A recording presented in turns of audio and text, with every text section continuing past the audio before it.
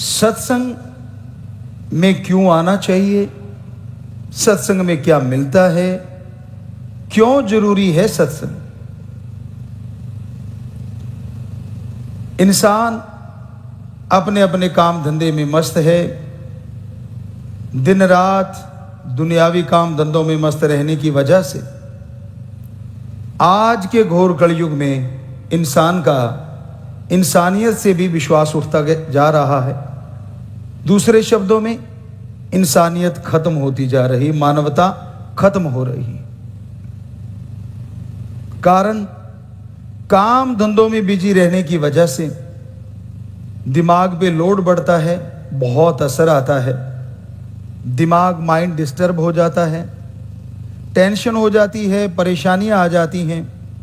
टेंशनें परेशानियां सिर्फ मालिक से दूर नहीं करती बल्कि बंदा अपने आप से भी दूर हो जाता है। उसे होश ही नहीं रहती कि उसे अपने लिए क्या करना है, आत्मा के लिए क्या करना है, शरीर के लिए क्या करना है। क्योंकि टेंशन, चिंता एक ऐसी चिता है जो जीते जी इंसान को जलाती रहती है। एक वो चिता होती है जो मरणोपरांत जला देती है तो कहानी खत्म हो जाती है, लेकिन ये चिंता ऐसी चिता है जो हमेशा चलती रहती है। कभी मार देती आदमी, फिर जिंदा होता है, फिर मरता है, फिर जिंदा होता है। तो ये टेंशन की वजह से बहुत सारी बीमारियां भी शरीर में लग जाती हैं और उन बीमारियों की वजह से फिर कुछ अच्छा नहीं लगता, चिड़चिड़ापन आ जाता है, दिलो दिमाग में हमेशा कहीं ना कहीं गुस्सा, दिलो दिमाग में बेचैनी छाई रहती है। बीमारियों की वजह से शरीर नकारा सा होने लगता है तो इंसान के अंदर जीने की चाह तक खत्म हो जाती है। कई बार तो आपने सुना होगा लोग सुसाइड कर जाते हैं, जो कि बिल्कुल गलत है। ऐसा नहीं करना चाहिए। हमारे धर्मों में आत्मघाती महापापी, इसलिए कभी भी सुसाइड का तो सोचो भी ना। पर यह संभव कैसे हो? क्योंकि जब तक आदमी सत्संग में नहीं आता, उसके अंदर की आत्मा की शक्ति नहीं बढ़ती, यानी सोल पावर नहीं बढ़ती। और जब तक आत्मिक शक्ति नहीं बढ़ेगी तो आत्म बल नहीं आता, और आत्म बल नहीं आएगा तो वो परेशानियों से हमेशा दबा रहेगा, टेंशनों में घिरा रहेगा। इसलिए सत्संग जरूरी है कि आप सत्संग में आए, सुने, अमल करें, ताकि आपकी आत्मा को शक्ति मिले और आत्म बल से आप बुलंदियों को छू जाएं। और आत्म बल ऐसी शक्ति है, ऐसा बल है जिसके अंदर आ जाता है वो रिवर्स हो सकता है।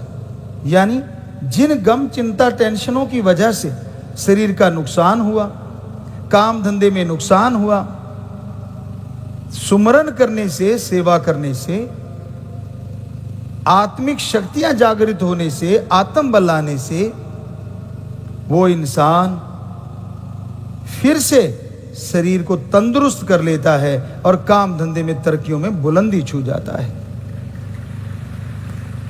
ऐसा हमारे करोड़ों बच्चों के साथ हुआ है, जो कि संख्या 6 करोड़ 80 लाख के पार हो गई है। बहुत से बच्चे यहां बैठे भी हैं जिन्होंने ये अनुभव किया है क्या थे और क्या बन गए। आप देख सकते हैं, ये हमारी बड़ाई नहीं, हम तो खाकसार चौकीदार हैं, आपके जूतों में बैठने को तैयार हैं, लेकिन ये बड़ाई है उस ओम हरि अल्लाह वाहिगुरु शाह सतनाम शाह मस्तान दाता के रहमो करम कृपा दृष्टि की। तो आप देखिए, हाथ हमने बोला नहीं और आप देख सकते हैं इतने हाथ खड़े हैं। आप लाखों करोड़ों कह सकते हैं तो गलत नहीं होगा। हाथ नीचे कर लें बेटा, मालिक बहुत खुशियां दे, दया में रहमत से नवाजे। तो यही कारण है कि आज आदमी सत्संग में आके लाभ उठा रहा है। भागों वाले हो, नसीबों वाले हो, क्योंकि कलयुग में सत्संग में आना आसान नहीं, बड़ा ही मुश्किल है। 7 ताकतें आपके और परमात्मा के बीच में हैं, यही सत्संग से दूर रखती हैं। काम वासना, क्रोध, लोभ, मोह, अहंकार, मन, माया। ये 7 शक्तियां ऐसी हैं, इन्हें चोर कहा जाता है क्योंकि आपके श्वासों को चुराती हैं। शक्ति कहा जाता है क्योंकि आपकी आत्मा को दबाते हैं। कोई काम वासना का कीड़ा है जो कि आज बढ़ते जा रहे हैं, बुरा ना मनाना, तो उसे कोई रिश्ता और नजर नहीं आता। सिर्फ स्त्री पुरुष नर मादे के रिश्ते में लोग सिमट के रह गए हैं। वहीं तक सोच, गंदी सोच।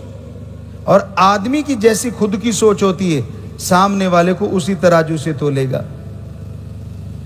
वो कभी यकीन नहीं करता कि सामने वाला सही होगा, क्योंकि खुद में कमियां हैं, कहीं ना कहीं खुद का नजरिया गलत है। तो काम वासना वाला, जिसके अंदर ये अंधेरी छाई होती है, उसके लिए माँ बाप, बहन भाई, कोई रिश्ता, यार दोस्त, मित्र, सहेली, कोई रिश्ता नहीं होता। बस एक ही रिश्ता होता है, नर मादा। और ये हम नहीं कह रहे, हमारे पवित्र वेदों में महापुरुषों ने फरमाया है, सभी धर्मों के पवित्र ग्रंथों में साफ लिखा है कि ऐसा कलयुग आएगा जब हाथ को हाथ खाएगा, रिश्ते मिट जाएंगे। समझ लेना वो घोर कलयुग है, या वो कलयुग जवानी पे है।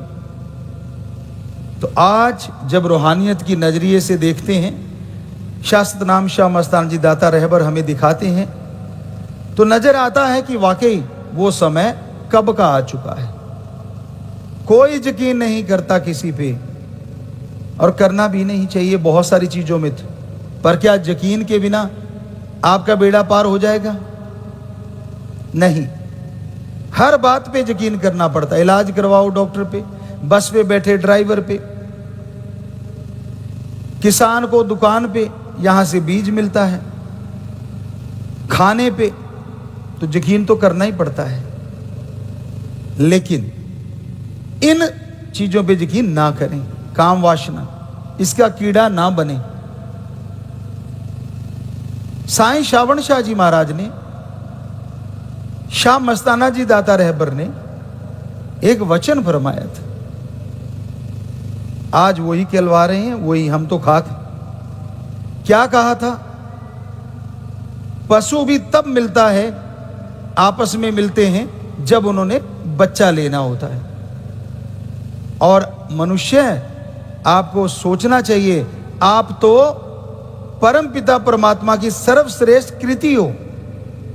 आपको सोचना चाहिए, संयम से काम लेना चाहिए, समझना चाहिए। सोचिए, पशु कितना बेहतर है आपसे इस मामले में। जो टॉपिक चल रहा है, काम वासना, बहुत आगे है। तो ये जो इसका कीड़ा बन जाते हैं, ना वो धार्मिक जगह देखते हैं, ना वो घर देखते हैं, ना वो रिश्ता देखते हैं, ना वो परिवार देखते हैं। उनकी तो एक ही लालसा, एक ही, कब मैं वो बुराई करूं, कब मैं बुरा कर्म करूं, जो कि बिल्कुल गलत है। गंदी सोच रखना, अगर आपको कोई मत रखो, असंभव है, नहीं कंट्रोल कर पाओगे। जब तक आप सुमरन नहीं करते, जब तक आप भक्ति इबादत नहीं करते, आप भक्ति के बिना अपने आप को कंट्रोल नहीं कर सकते। तो भक्ति करने के लिए मालिक की याद ताजा रहे, गुरुमंत्र आपके अंदर ऑटोमेटिकली चले, इसके लिए सेवा और समाधि में बैठना दोनों जरूरी है। सेवा करोगे, सुमरन में मन लगेगा, और सुमरन करोगे तो समाधि की तरफ जाओगे, और जब समाधि लगेगी तो फिर ये सातों पे आप कंट्रोल कर सकते हो, अदरवाइज नहीं कर सकते। दिखावा किया जा सकता है कि मैं सबर वाला हूं, दिखावा किया जा सकता है कि मैंने कंट्रोल कर लिया, असंभव। जब तक शून्य समाधि से 10वें द्वार से ऊपर नहीं उठते तब तक आप कंट्रोल नहीं कर सकते। पता नहीं मन कब दगा दे जाए। साईं जी महाराज के वचन आपको बहुत बार सत्संगों में सुनाए हम। बिगड़ा मन गुरु का ना पीर का। कि जब मन बिगड़ जाता है, बिगड़ने पे आ जाता है, वो बिगड़ा हुआ मन जब गुरु पीर का ही नहीं हो सकता तो किसी और का कैसे होगा। मन को लगाम दो। ये मन ही इन पांचों का हेड है। काम वासना, क्रोध, लोभ, मोह, अहंकार इनका मुखिया है। तो काम वासना, फिर क्रोध। क्रोध जब आता है तो आदमी का बुरा हाल हो जाता है। यकीन मानो ना मानो, जिन्होंने किया है वो सोच के देख लें कितने श्वास बर्बाद कर दिए जब आप क्रोध में गलत सोचते रहे, जब आप बुरा सोचते रहे। उस बुरे सोच का आपको फल अलग से उठाना पड़ेगा, मानो ना मानो, लेकिन आपके जीवन में वो फल आने वाला है। और दूसरी बात, उस क्रोध की वजह से मन ने जो क्रोध रूपी चोर को हावी किया तो आप सारे रिश्ते भूल जाते। सामने माँ हो, बहन हो, बाप हो, बेटा हो, बेटी हो, कोई भी गुरु पीर पैगंबर कोई भी क्यों ना हो, जब क्रोध आता है तो आदमी के अंदर सिर्फ क्रोध होता है। यकीन नहीं आता? किसी को कहो कि मुझे क्रोध आए, शीशा दिखा दो, आप शैतान का रूप, राक्षसी रूप धारण कर लेते हैं। आंखें फैल जाती हैं, नथुने फैल जाते हैं, मुंह अलग तरह का हो जाता है। शायद आप उस शीशे को देख के फिर से गुस्सा ना करें, क्या पता आपका फायदा हो जाए। कभी कहो किसी से, देखना फिर आपका क्या हाल होता है। शरीर कांपने लगता है क्योंकि ब्लड प्रेशर बहुत हाई लेवल पे चला जाता है। तो वो गुस्से में आपने अपना कितना बुरा किया, वो आपने किया, किसी दूसरे ने नहीं। दद्दा दोष न काहू दीजिए, दोष कर्मा अपने, जो मैं किया सो मैं पाया, दोष न दीजिए अवर्जना। दादू साहब संत हुए महापुरुष, तो उन्होंने भी फरमाया है कि किसी को दोष मत दो, आप अपने कर्मों की तरफ ध्यान दो। फिर पता चलेगा कि मैंने क्रोध में कितना खो दिया। आप तुनक मिजाज हैं, आप गुस्सैल हैं। ये कोई तगमा नहीं है जिसको लेके आपको पूरे वर्ल्ड में कोई खुशियां मिलेंगी। इस डेरे में, सच्चा सौदा में 1948 से एक ही चीज सिखाई जाती है, दीनता, नम्रता। जितना भी हो सके दीन हो, नम्र बनो। आपके पास कितना भी कुछ आ जाए लेकिन मीठा बोलो, क्योंकि जो झुकता है वो पाता है, जो तन जाता वो खो जाता है।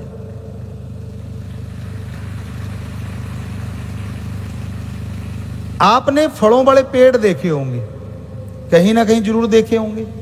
हमारा तो बचपन से काम रहा, खेती बाड़ी करी। आम का पेड़ ले लो, नींबू का पेड़ ले लो, संतरा है, अमरूद है, बहुत सारे फलदार पेड़ देख लो आप। बेरी ले लो, आंवला ले लो। जब तक फल नहीं आता वो तना रहता है और फल आने के साथ साथ झुकता चला जाता है। एक सत्संगी की पहचान यही होती है। अगर वो भक्ति करने वाला है, अगर वो सेवा करता है, वचनों का पक्का है, तो वो तणता नहीं, वो नम्रता के साथ, प्यार के साथ ही हर किसी से व्यवहार करता है।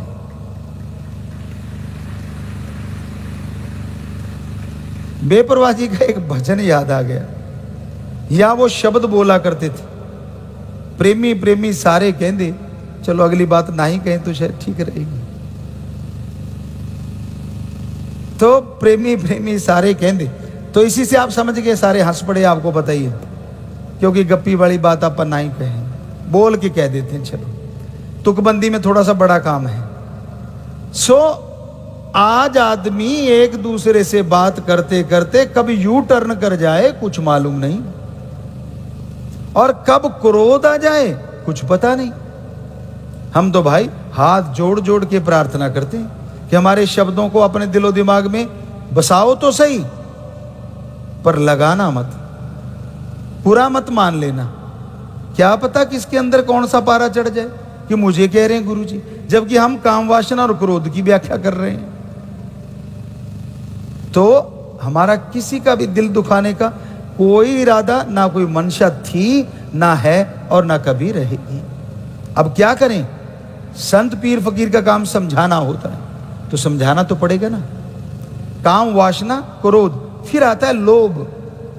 लोभ लालच बुरी बला है। लोभ लालच जब आता है, ये भी रिश्ते नातों का खात्मा करने का बहुत बड़ा कारण है।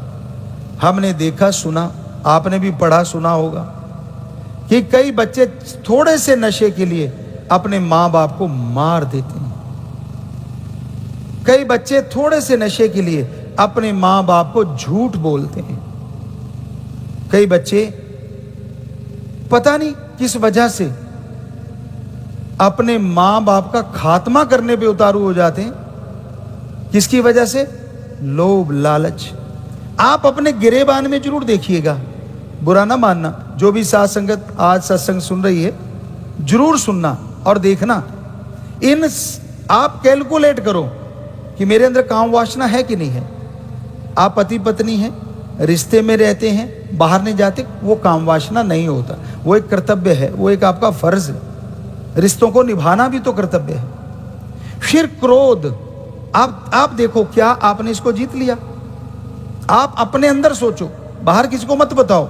बेइज्जती मानेगा आपका मन और मालिक से, इस गुरु से दूर ना कर दे। यानी काम वासना, फिर क्रोध, फिर लोभ। देखो, क्या आप लोभी लालची हैं? कहीं ऐसा तो नहीं लोभ लालच की वजह से आप अपनी लाइन से, कहते हैं ना ट्रेन जब चलती है तो दोनों लाइनें बराबर चलती नहीं, वो बनी होती। पर एक कहावत है कि अगर एक लाइन में भी जरा सा इधर उधर हो जाए तो कुछ भी हो सकता है। आपने सुना ही है कितने भयानक हादसे होते हैं, बड़ा दर्द होता है, वो उस लाइन में गड़बड़ी की वजह से। तो ऐसे ही कहीं आपकी लाइन आउट तो नहीं हुई पड़ी, काम वासना क्रोध लोभ की वजह से। लोभ लालच बड़ी बुरी बला है। हमने ये देखा है, महसूस किया है कि लोभ लालच की वजह से घरों के घर बर्बाद होते हैं, रिश्तों में तरार आती, यारी दोस्ती खत्म हो जाती। वैसे आज के अकॉर्डिंग एक बात बनती, यारी दोस्ती अगर आपकी है तो आप पैसे का व्यवहार ज्यादा ना रखो। अगर जरूरत पड़ने में तो काम आओ, वरना पैसे का व्यवहार ना रखो। क्योंकि पैसा जो है माया, मन के साथ एक माया है। वो भी इन सातों की, आप रानी कह लीजिए, जो मर्जी बोल लीजिए, मुखिया कह लीजिए। क्योंकि जब माया का चक्कर चलता है ना, तो रिश्ते नाते खत्म हो जाते हैं। तो इसमें लोभ लालच इसी का अंग है, माया का। फिर है काम वासना क्रोध लोभ मोह। मोह ममता बहुत भयानक है, बहुत भयानक। क्या आपने महाभारत वाली बात नहीं सुनी? धृतराष्ट्र कहते अपने पुत्र मोह में अंधा हो गया था और उसका पूरा वंश खत्म हो गया। आज क्या धृतराष्ट्र नहीं है, वो एक ही मशहूर चला आ रहा है। उसके बाद उनके नाम पे किसी का नाम ही नहीं रखा गया शायद। क्या आपने कभी सुना है धृतराष्ट्र कोई नाम? भाई हमने तो सुना नहीं, इतनी उम्र हो गई। किसी ने हो सकता है रखा हो, क्योंकि एक बार हमें एक रावण नाम भी सुनने में आया था। कलयुग है। चलो वो तो बहुत विद्वान भी था, ज्ञानी भी था, वो एक अलग चर्चा है। अब चर्चा यहीं पे चल रही है कि धृतराष्ट्र क्या आज नहीं है? बुरा ना मनाना। आज आप अपने गिरेबान में देखो, आज धृतराष्ट्र कौन नहीं है। बुरा लगेगा, हाँ, बेपरवाह शास्त्र नाम श्याम मस्तान दाता रहबर के धर्म को मानने वाले बच्चे और धर्मों में रहने वाले बच्चे जो मानने वाले हैं, हो सकता है इस बीमारी से बचे हों, वरना मोह ऐसी जंजीर है जो ऐसा कस लेती आदमी को पता ही नहीं चलता कब वो बर्बाद हो जाता है और कब वो खुशियों से महरूम हो जाता है। मोह के जंजीरें ऐसी होती हैं जो दिखने में नहीं आती, लेकिन ऐसा कस के बांधती है क्या मजाल कोई हिल जाए। है ना ये सच्चाई? आपने महसूस की होगी, आपने दुनिया में देखा होगा, खुद भी फील किया होगा। कौन सी वो चीजें हैं जिनकी वजह से अब चंद बातों के लिए इस मोह के चक्कर में पड़ जाते हैं। फिर है अहंकार। अब ये 5 हो गए, तो आप काम वासना, क्रोध, लोभ, मोह, अहंकार जरूर सोचा करो, खास करके सेवादार बच्चे। साथ संगत, सुमरन से पहले सुबह और शाम को या बाद में, कि मैंने इन 5 में से किस पे कंट्रोल ज्यादा कर रखा है। हम गारंटी लिख के देने को तैयार हैं, 100% आपको पता है।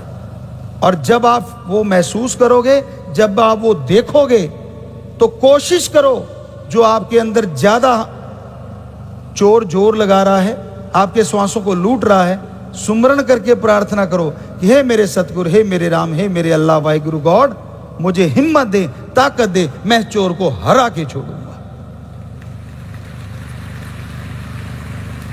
तो कुछ बच्चे हाथ खड़ा कर रहे हैं, लेकिन क्या आपको लगता है कि आप ये वायदा कर सकते हो कि रोजाना सुमरण के बाद आप अपने उन चोरों को हराने के लिए जोर लगाया करेंगे? जोर तो लगा सकते हो,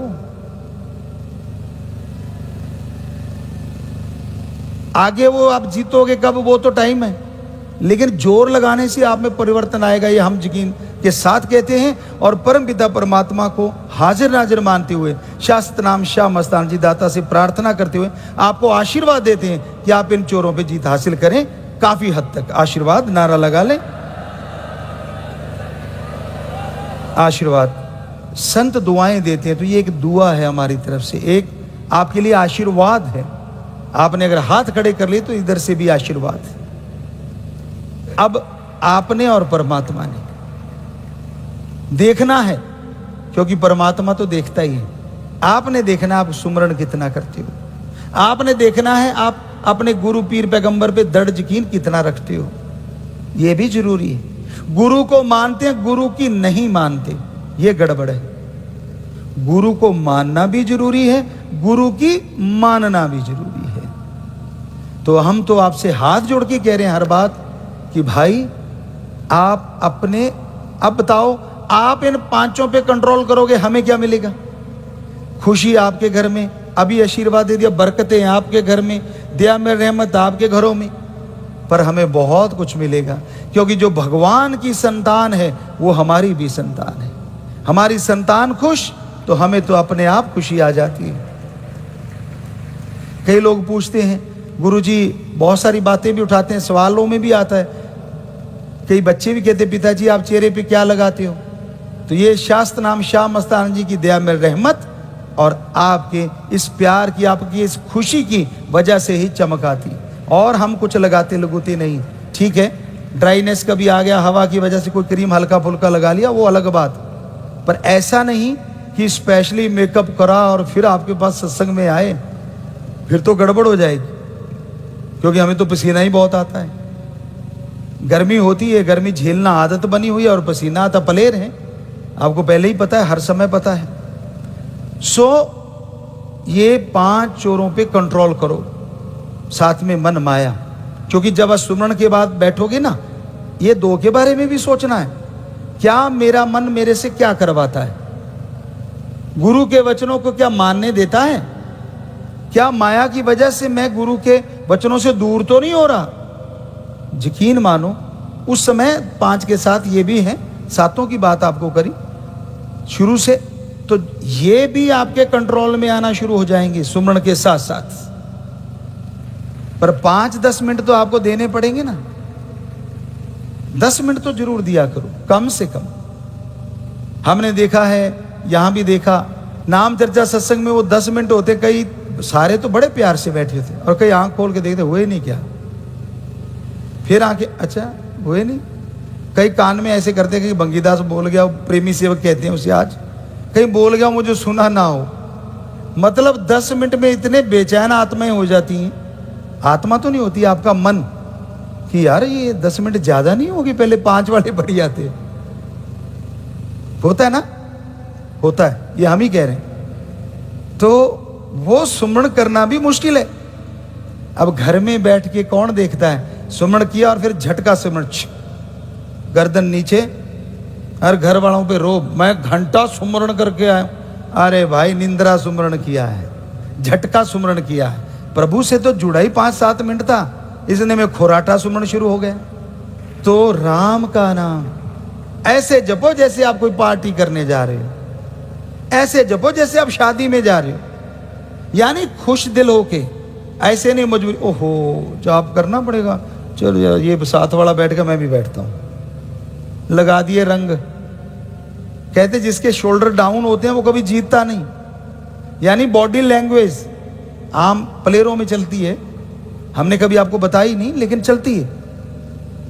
हाँ, प्लेयरों को बताई होगी जरूर, जो बच्चे हमें कोच, पापा कोच कहते हैं, उनको हमने सिखाया कि बेटा शोल्डर डाउन नहीं होने चाहिए, आप सामने कौन सी टीम है कौन है कोई लेना देना नहीं, आपके अंदर होना चाहिए मैंने जीतना है चाहे कुछ भी हो जाए, बस। ये है आत्मबल, ये है विल पावर, इसको लेके चलो तो यकीन मानो ये सातों पे भी असर आएगा।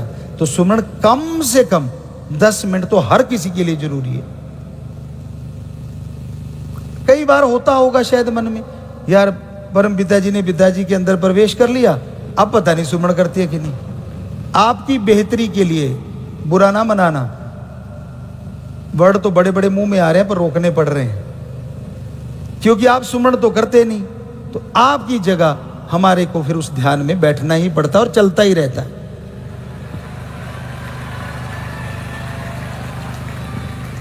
यही कारण है कि आप ना सुमरण करते हुए भी खुशियों से माला माल रहते हैं।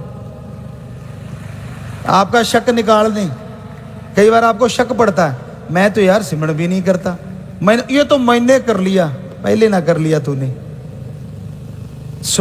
ये यही वजह होती है, संत पीर पैगंबर हमेशा उस मालिक से जुड़े रहते हैं। हमेशा बातें आपसी हो रही हैं, लेकिन आप सब में हमें शास्त्र नाम शाह मस्तान ओम दाता राम नजर आ रहा है।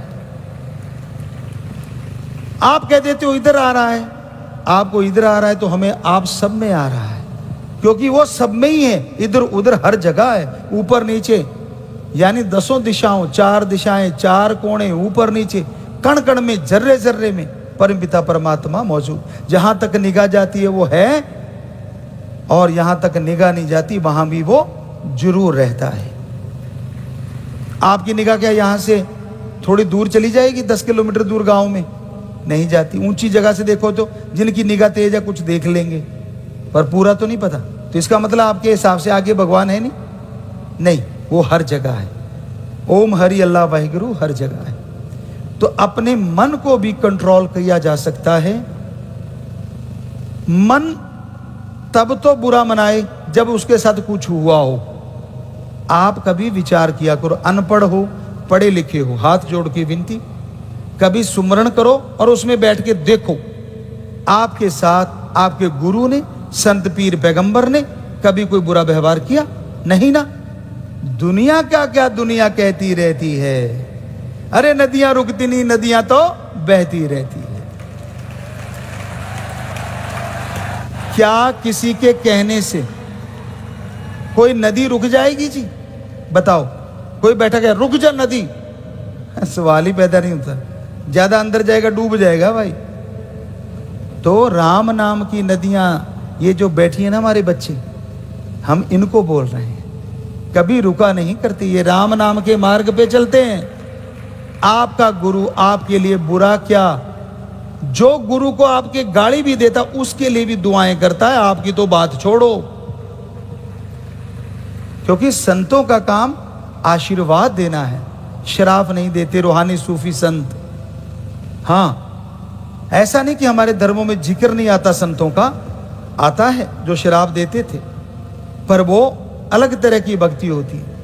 ये भक्ति उस ओम राम की है, Allah Waheguru God the supreme power God की है, जिसमें संतों का काम सबका भला मांगना है। एक बार हाथ पकड़ लिया छोड़ना नहीं, ना इस जहान की बात छोड़ो, अगले जहान भी नहीं। जब तक मालिक की गोद में ना ले जाएं तब तक नहीं छोड़ेंगे। ये यहां का शाह मस्तान जी, शास्त्रनाम जी दाता का असूल है, जो अब इस बॉडी से आपको बोल रहे हैं। जैसे शास्त्रनाम शाह मस्तान दाता रहबर ओम राम अल्लाह वाहिगुरु गौड़ खुदा रब ख्याल देते हैं हमारे गुरु शास्त्रनाम शाह मस्तान दाता, वैसा ही आपके सामने रख देते हैं। ना कोई जादू, ना कोई टोना, और ना इसमें कोई लंबा तो ना कोई बौना, मतलब लंबी चौड़ी बात भी नहीं, ना कोई छोटी बात है। सोचने की बात है, सोचने वाले के लिए बहुत बड़ी बात है, ना सोचो तो कुछ भी नहीं। सो प्यारी साथ संगत जियो, आपने ये व्याख्या सुनी है आज, और हमें पूरा मान है कि आज हमारे बच्चों ने हाथ भी खड़े किए, तो इस टॉपिक पे ध्यान देंगे जो कि नहीं देते आप, कि काम वासना, क्रोध, लोभ, मोह, अहंकार, मन माया को सुमरण करते रहना और सेवा जरूर करना। कोई भी एनीवन, कोई भी हो, वो तकलीफ में है, उसकी मदद जरूर करो, पर वचनों पे रह के। आप घर गृहस्थ वाले हैं तो सही भावना रखना, बुरा ना मनाना, फिर से करारी सी बात आ जाती है। जो भी रिश्ता है उसके प्रति 100% सही भावना रखना। और आप त्यागी हैं, ब्रह्मचर्य का पालन करने वाले हैं।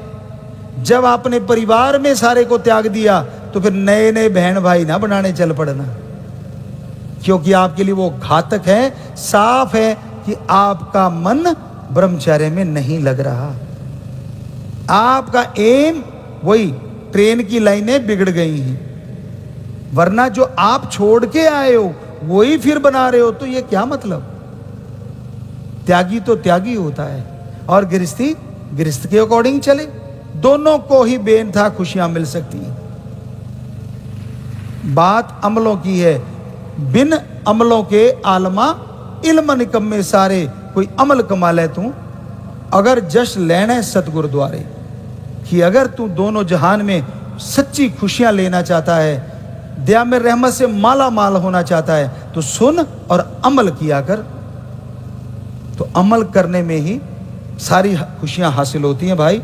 तो आप सबको बहुत आशीर्वाद, जिन्होंने आज ये वायदा किया है, फिर से आशीर्वाद, क्योंकि आपको आशीर्वाद की ज्यादा जरूरत पड़ेगी। घोर कलयुग है, भयानक, इसमें वो 10 मिनट भी देने बड़ी बात, तो ज्यादा दो तो शाबाश है, फिर तो पूछना ही क्या, कम से कम 10 मिनट। तो सबको बहुत आशीर्वाद।